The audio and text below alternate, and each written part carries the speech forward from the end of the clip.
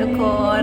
เอามาอย่างวันนี้ก็เจนวันนี้เขามาเบิ่งหนังหนังเรื่องยูเรนัสมาเบิ่งกันว่าตอนนี้มันก่อนไปเบิ่งหนังหลังจากเบิ่งหนังจะรู้สึกจะไหนเดียวเขามาเบิ่งกันอีกชั้นหนึ่งตัวมูซึจะเป็นยังไงแต่ก่อนเบิ่งหนังมันตื่นเต้นปีมี3 คนอีกคนหนึ่งมันจับกล้องให้อยู่เด้อและนี่ทอมเป็นของแถมกิฟต์เอาเวนะคะเนี่ยเอาเข้าห้องกันโอเคแล้วเจอกันจากไหนแล้วตอนนี้จักโมงแล้วเขาเข้าตั้งแต่ตอน7 โมงตอนนี้หัน10 โมงอย่างเนาะไฟจุดดับไฟจุดดับก็ต้องปิดไว้แล้วความรู้สึกหลังจากเบิ่งเป็นยังไงแบบซับแบบไวเอากระซับที่สุดตอนนี้บางทีความรู้สึกของแต่ละคนออกจากห้องหนังก็คืองงกับเนื้องงนิดนึงก่อนเพราะว่าเนื้อเรื่องมันเปิดด้วยการเราแบบทับซ้อนคล้ายๆคือจะตัดภาพไปตัดภาพมาได้ให้เห็นหลายๆมัลติเวิร์สหลายๆโลกซับไปซับมาแบบนี้อาจจะเห็นให้บ่เข้าใจได้แล้วก็งงจริงเขาไม่ได้งงผู้เดียวตัวละครกับเจ้าก็งงขึ้นกันเพราะว่าเราบอกว่าเราอยู่ในโลกแต่แล้วในตอนนั้นนะที่จริงค่ะรู้สึกว่ามันอาจจะต้องตั้งใจซื้อให้เขางงตามตัวละครเพราะว่าจะได้เข้าไปในแต่ละโลกของตัวละครนั้นๆตอนนี้อยู่โลกไหนให้เขาแบบว่าเขาอยู่ใส่ละวะสินะถามหลายเนาะเพราะว่ามันหันอยู่ในเส้นเดียวกันแต่ว่ากระเจ้าหันอยู่น้ำกันแต่กระเจ้าก็ค่อยๆออกจากกันนะแบบกระเจ้าอยู่น้ำกันบ่ได้วันนี้ถ้าอีกคนใดคนหนึ่งนะพยายามเข้าหานะแล้วมันคือแบบคล้ายๆที่มันคล้ายๆแบบตัวยังก็คือแม่เหล็กนะมันแบบอยู่น้ำกันบ่ได้หรอกขอบวกโคลบซีแบบว่ามันกระเจ้าหันเป็นคู่กันที่อยู่น้ำกันบ่ได้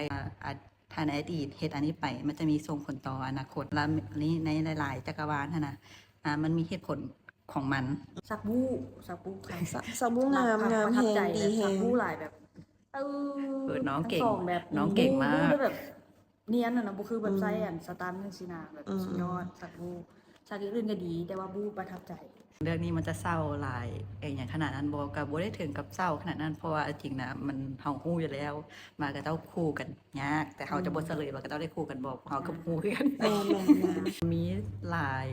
มิติหลายจักรวาลเพราะบางจักรวาลมันก็เหมือนจะคู่กันหรือว่าอาจจะ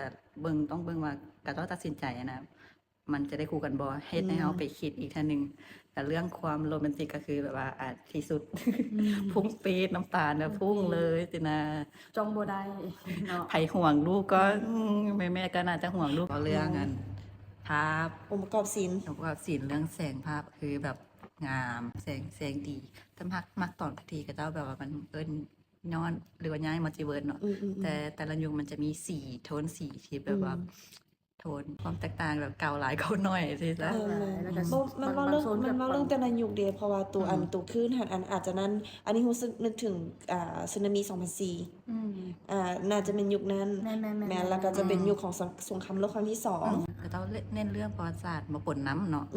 แบบว่าเรื่องวัฒนธรรมท่องเที่ยวส่งเสริมของกระเจ้าอะไรอยากมีคำเตือนอันหนึ่งก็คือถ้าไผ่เป็นโรคย่านทะเลน้ำลึกนะจะมีความรู้สึกแบบว่าความเด็กย่านบ่แนะนำแล้วก็ลงเลิกหลายฉากแล้วก็มีความเมาเหือนึงตอนที่เขายังเมาอยู่แม่ในมุมมองนี้เนาะรู้สึกว่าด้วยความที่มันเป็นหนังค่อนข้างที่มีเป็นแบบอายุต้อง18ขึ้นไปหรือว่าแนวใดเนาะอันนี้รู้สึกบ่ควรพาเด็กน้อยมาเบิ่งพอเด็กน้อยเอาจริงแล้วพวกมันเบิ่งคือหนังไซไฟเนาะ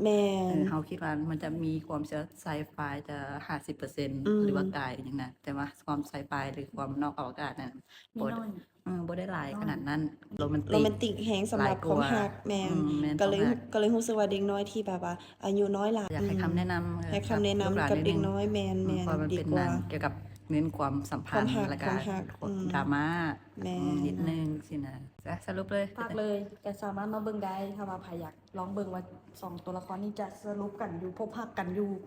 มัลติเวิร์สใดภาพดีมากแต่ว่าภาพดีคิดว่าแฟนคลับของฟินเบกนะคิดว่าโบผิดหวังแน่นอนเพราะว่ามันแบบภาพดีสวยโรแมนติกอบอุ่นอย่างก็ว่าไปมาเบิ่งฉากดูได้เพลงมวนลูกสู้เก่งมากลูกแสดงดีมากเอาล่ะสามารถมาติดตามได้เจ้านี่เอากะลาไปก่อนคำแล้วเขาต้องเฝ้ากลับเตะบ๊ายบายเพราะว่าห้องหนังปิดแล้วเหลือแต่เฮาไปก่อนบ๊ายบาย